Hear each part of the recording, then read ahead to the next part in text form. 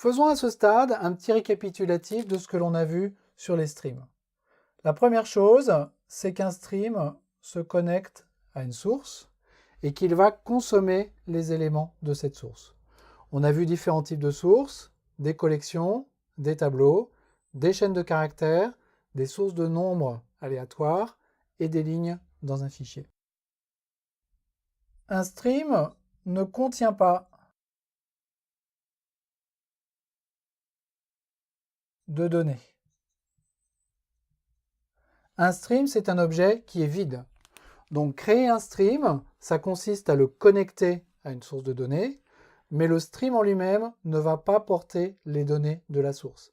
Il va les consommer, il va les regarder passer, et il va les envoyer à quelque chose qui se trouve derrière lui. Ça, c'est fondamental de se rappeler ça. Donc ça veut dire qu'un stream, c'est un objet, je vais mettre gratuit, entre guillemets, à construire. Et puis on a vu que ça avait deux autres conséquences. La première de ces deux conséquences, c'est qu'on a des méthodes sur ce stream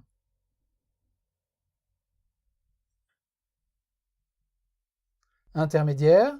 Ces méthodes intermédiaires, ce sont des méthodes qui retournent un autre stream et des méthodes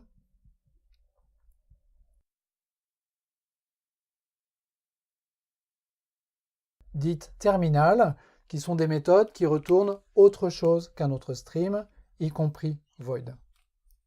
Sur un stream donné, on a droit à un appel de méthode intermédiaire ou terminale. Je n'ai pas le droit sur un objet stream donné d'appeler une première méthode intermédiaire, par exemple map, et puis de reprendre cet objet et d'appeler sur ce même objet une méthode filter. Ça, c'est illégal, et ça va générer une erreur à l'exécution. C'est vrai pour les méthodes intermédiaires et c'est vrai pour les méthodes terminales. C'est la raison pour laquelle, quand on écrit des traitements de stream, souvent on fait stream quelque chose et on enchaîne toutes les méthodes les unes à la suite des autres. Map, filter, etc. jusqu'à une méthode de réduction ou tout du moins une méthode terminale. Ça, ce sont des conséquences du fait qu'un stream ne contient pas de données. Troisièmement, un stream ne connaît pas a priori le nombre d'éléments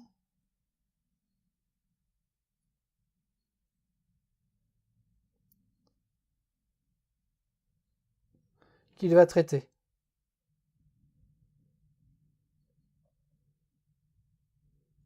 Quand un stream démarre un traitement, il n'a pas nécessairement l'information sur le nombre d'éléments qu'il va traiter. On a vu l'exemple des lignes d'un fichier texte, des éléments d'une chaîne de caractères qu'on découpait avec une expression régulière. Évidemment, si un stream se connecte à une liste ou à une collection, il peut toujours faire size sur cet élément et récupérer le nombre d'objets qu'il y a dans cette collection. Mais d'une façon générale, un stream ne peut pas faire ça. Et puis le dernier élément, ça on ne l'a pas vu mais je le mets ici, un stream ne doit pas modifier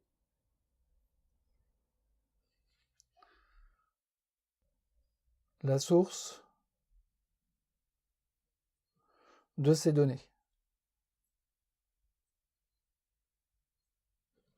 Un stream ne modifie pas le tableau dans lequel se trouvent les éléments qu'il est en train de consommer. Il ne modifie pas non plus la liste qui contient les éléments qu'il est en train de consommer. Donc quand je fais list.stream.filter, ça me génère un stream qui va me fournir les éléments qui passent le prédicat que le filtrage a pris en paramètre, mais ça ne modifie pas les éléments qui se trouvent dans la liste.